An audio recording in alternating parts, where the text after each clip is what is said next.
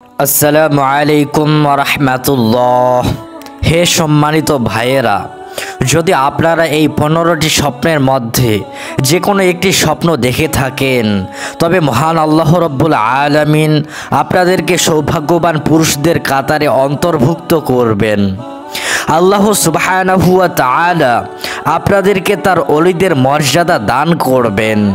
কিয়ামতের ময়দানে আল্লাহ আপনাদেরকে বায়েজিদ বুস্তামির মতো ওলিদের কাতারে উঠাবেন ইনশাআল্লাহ। আপনাদের নাম হযরত আলী রাদিয়াল্লাহু তাআলা আনহু এর মতো জান্নাতি পুরুষদের তালিকায় লেখা থাকবে। আপনি বাবার বাড়িতে থাকুন অথবা কোনো আত্মীয়র বাড়িতে বা অন্য কোথাও থাকুন না কেন, যদি এই 15টি স্বপ্নের যে কোনো একটি দেখে থাকেন, তবে সেই বাড়িতে বা আপনার সেই কাজের স্থানে আল্লাহর রহমত ও বরকত নাজিল হতে থাকবে। তাদের ঘরে অর্থ সম্পদের প্রসার ঘটবে। আপনি যেখানে রয়েছেন আপনার অর্থ সম্পদের প্রসার ঘটবে ইনশাআল্লাহ। আল্লাহু আকবার। এটা আমার কথা নয়, বরং আল্লাহ সুবহানাহু ওয়া তাআলা পবিত্র কুরআনুল কারিমে ইরশাদ করেন। আল্লাহ বলেন, নেককার ও ধার্মিক পুরুষেরা যখন এই স্বপ্নগুলোর কোনো একটি দেখে, তখন তিনি তাদেরকে পবিত্র ও শান্তিপূর্ণ জীবন দান করেন। তাদের জবান হয় নূরের আলোয় ভরপুর। আমাদের সমাজে অনেকেই মনে করে সবাই অলি হতে পারে না, কিন্তু আসলে তা নয়। আল্লাহর অলি যারা নিজের ইচ্ছা প্রকাশ করে, আল্লাহর বেশি বেশি ইবাদত করে, আল্লাহর উপর ভরসা রাখে, আল্লাহকে ভয় করে, তারা অলি হতে পারে। হে প্রিয় ভাইয়েরা, যদি তোমরা নেককার জীবন লাভ করতে চাও, তবে আল্লাহর বিশেষ অনুগ্রহ পাবে। এমনকি যদি তোমাদের কেউ পানিতে ফু দেন আর সেই পানি কোনো অসুস্থ ব্যক্তি পান করে, তবে আল্লাহর ইচ্ছায় সেই ব্যক্তি শেফা লাভ করবে। আল্লাহু আকবার। যদি এই 15টি স্বপ্নের মধ্যে একটি স্বপ্ন আপনি দেখতে পান, তবে আপনার নসিব উন্মুক্ত হবে, আপনি জান্নাতি পুরুষদের কাতারে অন্তর্ভুক্ত হবেন। নবী করিম সাল্লাল্লাহু আলাইহি ওয়াসাল্লাম তার জবান থেকে ঘোষণা করেছেন, যে পুরুষ সত্যিকার অর্থে নেককার, তার বিশেষ কিছু নিদর্শন থাকে। যদি কোনো পুরুষ এই 15টি স্বপ্নের মধ্যে একটি স্বপ্ন দেখে, তবে বুঝতে হবে তিনি আল্লাহ ভীরু ও পরহেজগার পুরুষ। ইনশাআল্লাহ কিয়ামতের ময়দানে তার নাম নেককারদের কাতারে লেখা থাকবে। আল্লাহু আকবার। আপনি নিজেই যাচাই করে নিন, এই 15টি স্বপ্নের মধ্যে কোনোটি কি আপনার জীবনে এসেছে? কারণ স্বপ্ন সম্পর্কে আল্লাহ তাআলা কুরআনে বর্ণনা করেছেন। মনে রাখবেন, নেককার বান্দারা যখন ভালো স্বপ্ন দেখে, তখন সেটি আল্লাহর পক্ষ থেকেই হয়। তবে এ ধরনের স্বপ্ন সবাইকে বলা উচিত নয়। যদি কোনো শুভ স্বপ্ন দেখেন, সঙ্গে সঙ্গে আলিমদের কাছে জিজ্ঞাসা করবেন, প্রয়োজনে আপনার মসজিদের ইমাম সাহেবকে লিখিত আকারে জানাবেন, অথবা আপনার বাবা, বড় ভাই কিংবা অন্য কোনো মুরব্বীকে জানাতে পারেন। তারা আপনাকে ব্যাখ্যা করে দেবেন এর ফলাফল কি হতে পারে। এখন 15টি স্বপ্ন একে একে আলোচনা করার আগে একটি কথা মনে রাখুন, এগুলো কুরআন ও হাদিস থেকে প্রমাণিত বিষয়। একটি অক্ষরও যদি কুরআন থেকে পাঠ করেন, তবে তার বিনিময়ে আল্লাহ 10টি নেকি দান করেন। তাহলে হিসাব করে দেখুন, শত শত অক্ষর পাঠ করলে কত নেকি যোগ হয়। আর আপনার আমলনামায় যেমন যোগ হবে, তেমনি আপনার কারণে যদি অন্য কোনো মুসলিম এই বার্তা শোনে, তার নামেও নেকি লিপিবদ্ধ হবে। তাই ইসলামী বিষয়গুলো প্রচার করুন, লাইক, কমেন্ট ও শেয়ার করুন। যে কোনো ইসলামী ভিডিও দেখলে অন্তত একটি লাইক দিয়ে দিন, এতে অন্যরাও উৎসাহিত হবে। আল্লাহ রব্বুল আলামিন আমাদের সবাইকে এই কাজ করার তৌফিক দান করুন। এখন আসুন আমরা প্রথম স্বপ্ন থেকে শুরু করি। প্রথম স্বপ্নের উল্লেখ এসেছে আল কুরআনের সূরা ইউসুফে প্রথম স্বপ্নটি হলো হযরত ইউসুফ আলাইহিস সালাম স্বপ্নে দেখেছিলেন যে 11টি তারা, সূর্য ও চন্দ্র তাকে সিজদা করছে। আল্লাহু আকবার। আপনি যদি স্বপ্নে তারা, সূর্য বা চাঁদ দেখতে পান তবে বুঝতে হবে আল্লাহ আপনার ভবিষ্যৎকে উজ্জ্বল করতে চান। এটি আল্লাহর পক্ষ থেকে একটি সুসংবাদ।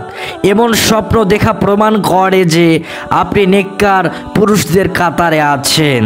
আল্লাহ তাআলা আপনাকে হযরত বায়েজিদ বুস্তামি রহমাতুল্লাহি আলাইহি কিংবা জান্নাতের সর্দার হযরত ইমাম হুসাইন এর মতো মর্যাদা দিতে চান।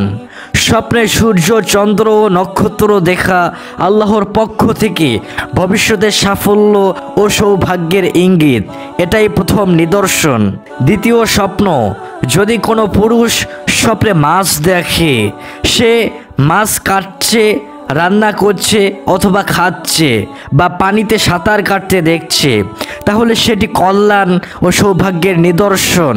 এর মানে তার মন থেকে ভালো উদ্দেশ্যে কিছু পরিকল্পনা করছে, তা শীঘ্রই পূর্ণ হবে ইনশাআল্লাহ।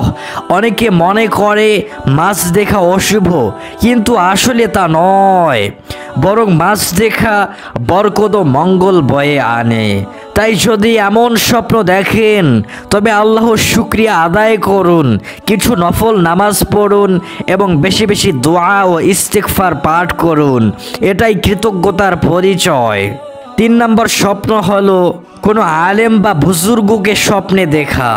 রাসূল সাল্লাল্লাহু আলাইহি ওয়াসাল্লাম বলেছেন, আলেমগণ আমার উত্তরসূরি।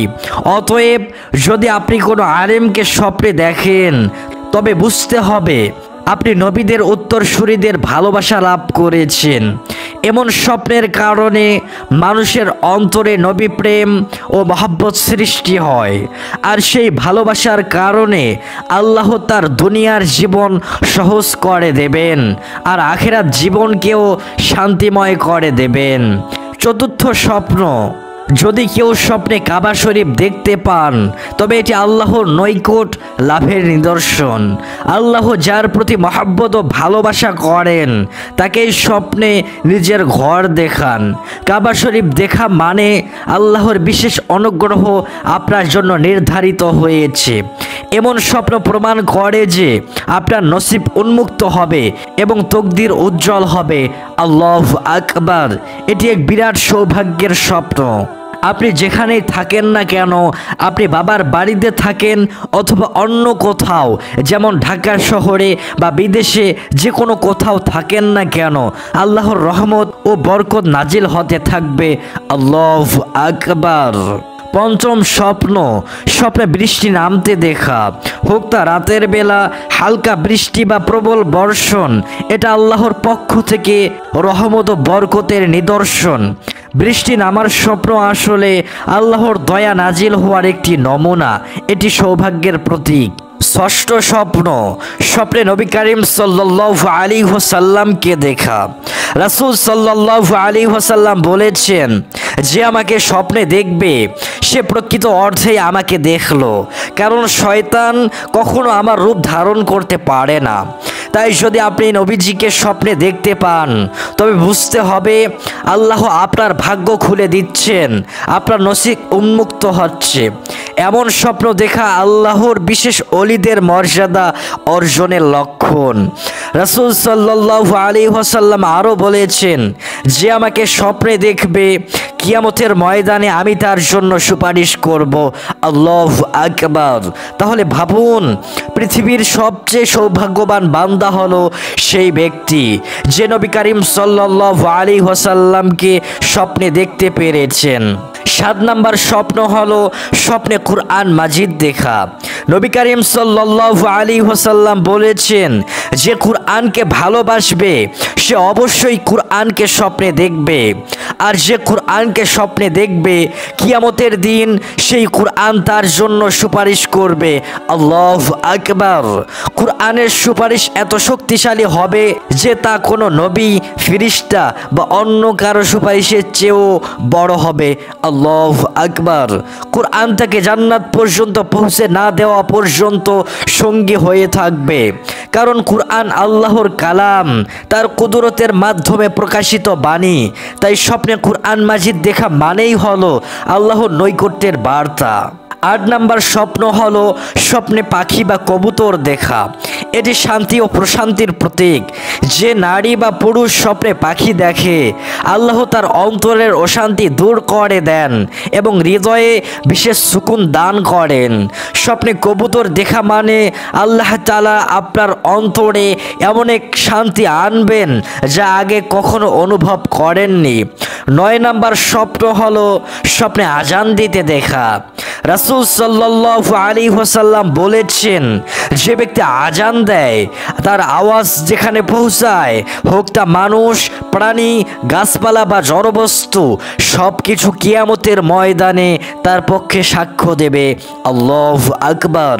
তাই যদি আপনি স্বপ্নে আজান দিতে দেখেন, বুঝতে হবে কিয়ামতের দিন আল্লাহ আপনাকে বিশেষ মর্যাদা দান করবেন।